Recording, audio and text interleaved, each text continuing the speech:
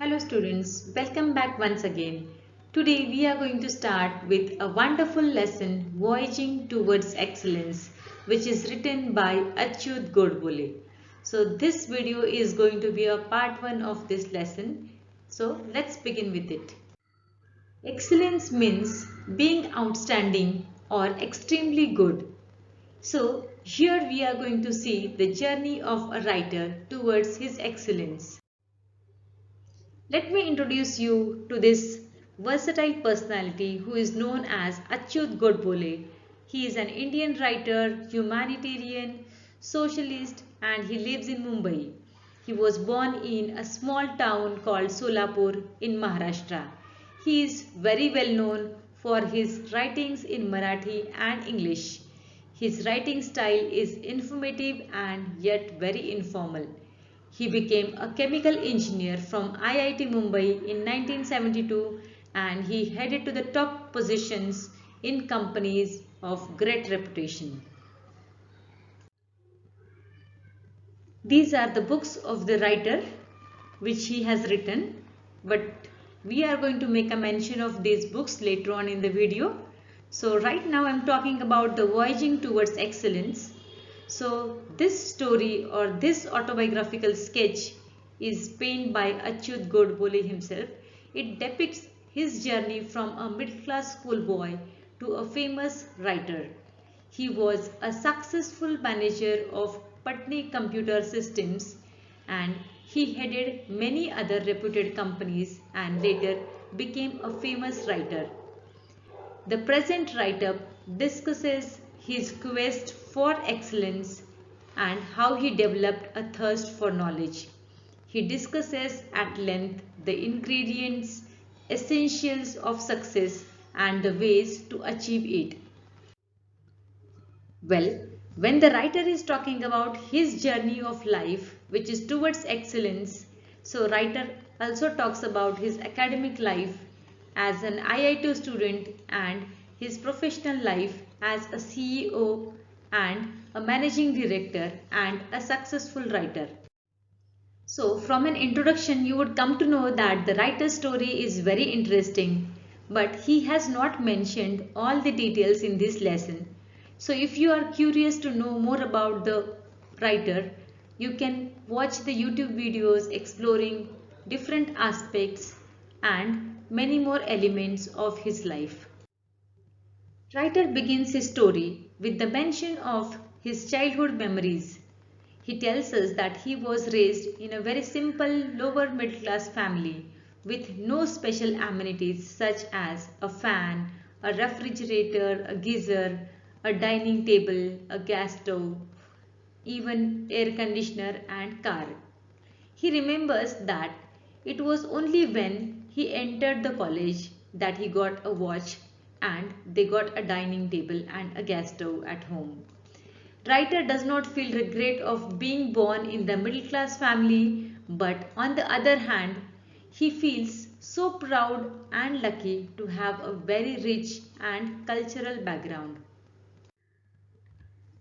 Writer tells us that poets like Vinda Karandikar, Mangesh Padgaonkar and Vasant Bapat used to visit their home and for hours he used to listen to the discussions about poetry and literature in Marathi and English.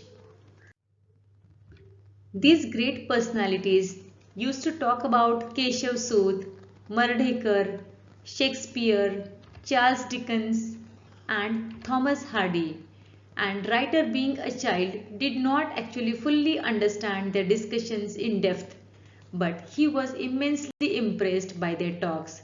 And as a child it is very important to be in the surrounding of great people. Whether you understand their talks or not is not much important, but being under the influence helps you to become a great personality. Writer was also lucky to have Pandit Kumar Gandharva, Pandit Bhimsen Joshi and Pandit Jashraj to visit his place and talk about Indian music till late night or sometimes dawn. This is how and why he developed his interest in literature and music during his school time. He does not and even today don't understand the grammar of music, but he began to love it tremendously since then. Isn't it so great to have great people to be your guest? And in fact, it's your fortune and privilege to have a company of such people.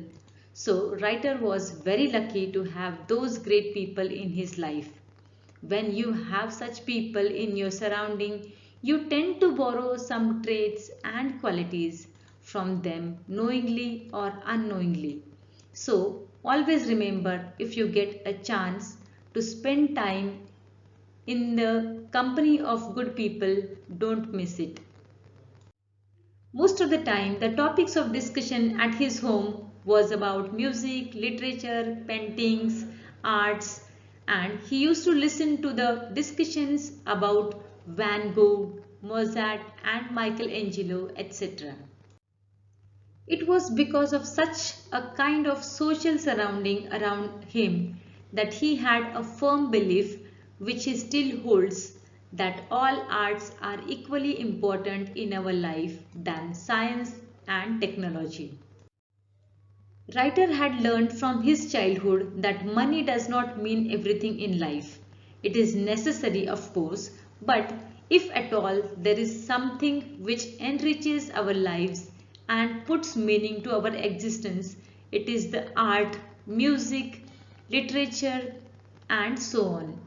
Developing such kind of perspective in your childhood is a big thinking, and big thinking always takes you to a great heights.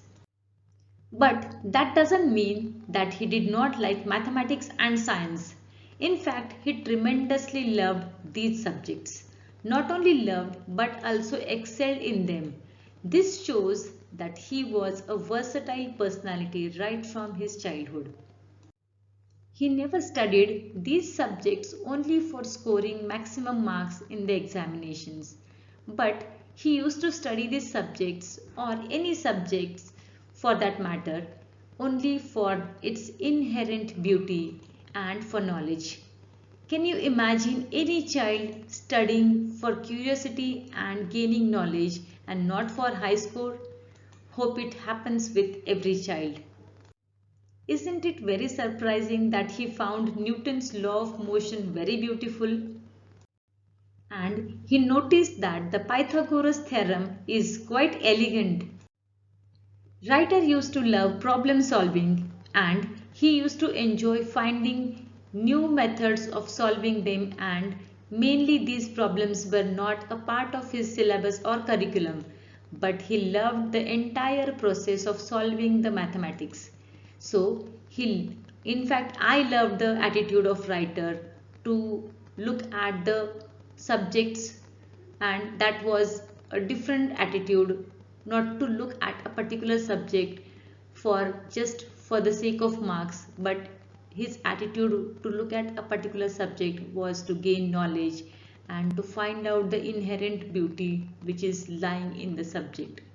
And even today, maximum children do their best in almost every subject, but they do it for the sake of scoring high marks, and their perspective is not to gain the knowledge. Writers' this attitude of looking beyond marks and examination helped him in IIT entrance examination, because this exam is completely based on your problem solving ability and the ability to think not only logically but also quickly and rapidly. Writer scored 100% marks in mathematics in almost all the examinations right from the first standard until IIT, barring few exceptions. Of course, there are some exceptions in everybody's life. He also stood 16th in SSC board examinations, and that was in entire Maharashtra including Nagpur, and he also secured first rank in the university in all subjects. And at that time there was a rule that the child who gets first in the university does not have to appear for the IIT entrance examination. But the writer and his family did not have any idea about this rule, so he appeared for the IIT entrance examination. We all know that writer belonged to a small town called Solapur, and when he was selected in IIT Mumbai, it was for the first time that he went to Mumbai and he witnessed tall buildings in Mumbai and skyscrapers. So Mumbai was a huge surprise to him. Writer was very fortunate to secure a very good rank in the IIT entrance examination, and then he was selected for the Mumbai IIT campus. Writer's experience in IIT campus was not that good because students and the professors there had a very good English speaking ability, but Writer's English compared to them was very weak, and even his vocabulary was very weak, and his spoken English, whatever he was able to speak, that was very pathetic, and his pronunciations were very terrible. Just because he was educated from Marathi medium school, he felt very awkward to pronounce English sentences in front of everybody. He felt lack of confidence to speak English in front of them, and he developed inferiority complex, and so he wanted to run from IIT Mumbai. One day, Writer was sitting in the canteen of his hostel and he was having his tea, and soon a convent educated senior student came there, and he looked very arrogant as well as he wanted to pull the legs of the writer. So he started the conversation in English with the writer. The moment he started English conversation with the writer, he made the writer feel embarrassed about his English, and writer felt very insulting and humiliating, and then writer walked away from there. Can you imagine a person who is born and brought up in a small town like Solapur, and when he goes to a Mumbai IIT campus where he sees all people convent educated, and there he feels totally insecure about his own language and his own development, and he is not able to match himself with them, so he feels totally diffident, insecure, and he develops inferiority complex too. That day, when he couldn't converse in English with the senior student, he felt extremely upset and depressed. But of course, that was for the short period of time because he was a genius man from inside. Suddenly, he had a feeling of determination and he started thinking positive and good about himself. He felt that if he is IIT rank holder, there must be something good about him. So, why should he run away and why should he give up? So, he said to himself that I don't need to run away from here. I don't want to give up in any situation. So, he was strongly determined to fight back with his own weaknesses. Here we come to know a very good quality of the writer, that there was nobody to support him, to motivate him, or to encourage him to not to give up or to speak encouraging words to him. And in spite of that, he supported himself morally, mentally, and physically, and made up his mind to not to give up to learn English. And when writer was climbing the stairs of his hostel room, he had a complete plan ready in his mind about learning English.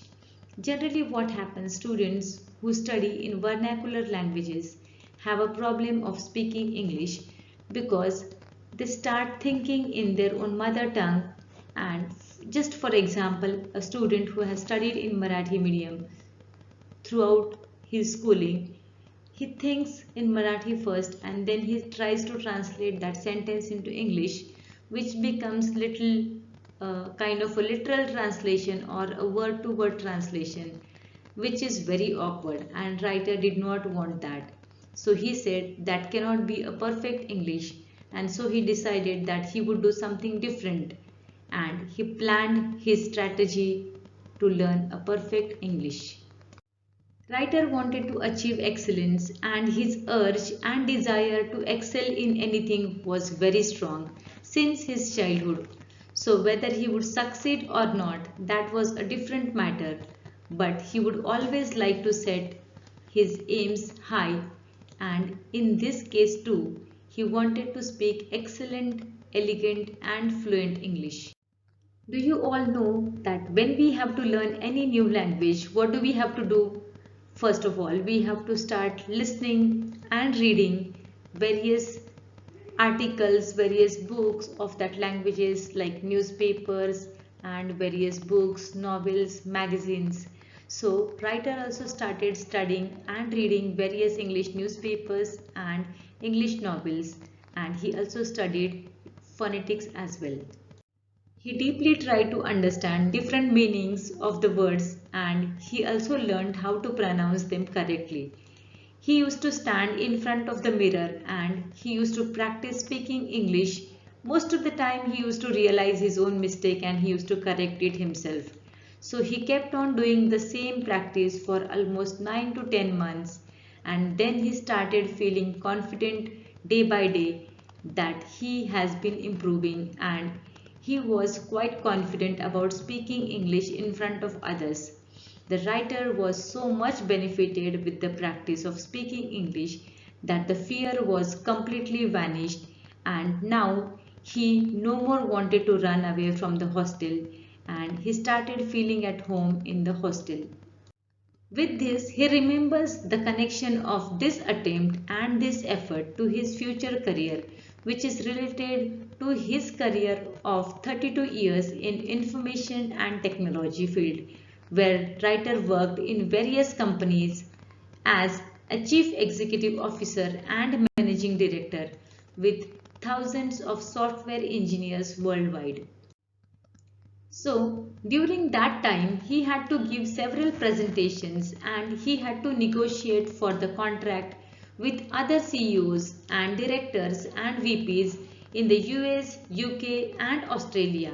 So, that time, this English practice proved to be extremely helpful to the writer. If he had not taken so much efforts during his college time, he would have faced lot of problems.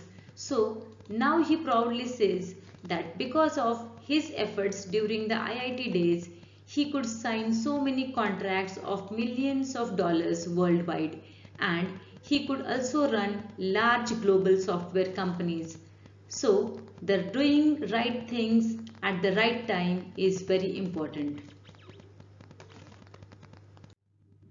So, coming back once again to the IIT days, writer mentions that in the first 2 years he got very good marks in the IIT, and he wants to narrate one more important happening of his life. When he was in third year of IIT, he happened to come in contact with extremely brilliant people like students, researchers, professors from IIT, TIFR, BARC, and they were all rank holders and toppers like visiting professors from American universities and very renowned mathematician in the world and so on. Luckily, writer happened to be a part of this group, and this friendship had a lasting effect or impact on his life. Before he come in contact with those brilliant people, he used to consider himself somewhat intelligent, but as soon as he met those people, he realized that there is still scope for learning and understanding, and these people are really genius, and he understood where he stood. So, this was one more lesson for the writer, that there is always a scope for improvement, and one should always keep the doors of your knowledge open for accepting new things in your life. Once again, he had great opportunity to meet and spend time with big business tycoons and knowledgeable people. They used to spend quality time together even at the dining table. Writer's life was full of ups and downs.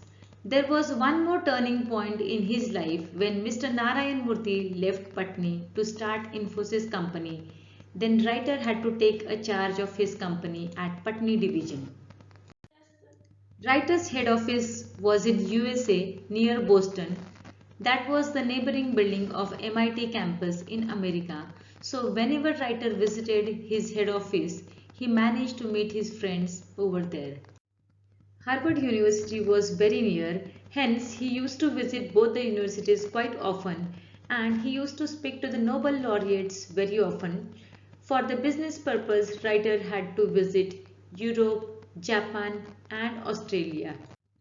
Whenever he visited those countries, he could meet a large number of great thinkers and management gurus such as Alvin Toffler, Peter Drucker, C.K. Prahlad, Tom Peters, and many other great technologists. He could meet great thinkers such as Vincent Cerf, who designed TCP/IP, which is the basic protocol of internet. So writer was surrounded with all those great people, and the company of great people broadened his horizon and his aims, and his worldview became global. Writer learned humility, and it made him realize that he had to achieve a lot in his life. To achieve a lot in his life was very important for the writer, even when he was very much settled in his business. So that was a kind of an indirect lesson for the writer, that never to stop in your life until you achieve your goal. So when you achieve your first goal or first target which is set by you, you should set another target for yourself. So keep progressing towards higher position. So this lesson in humanity, his hard work, passion for excellence was the most important thing in his life, and it played a very crucial role for his development. This was the first part of the lesson. There is much more about the writer that you would like to know. So watch the next video, which is part 2 of the same lesson. Thanks for watching. Bye for now.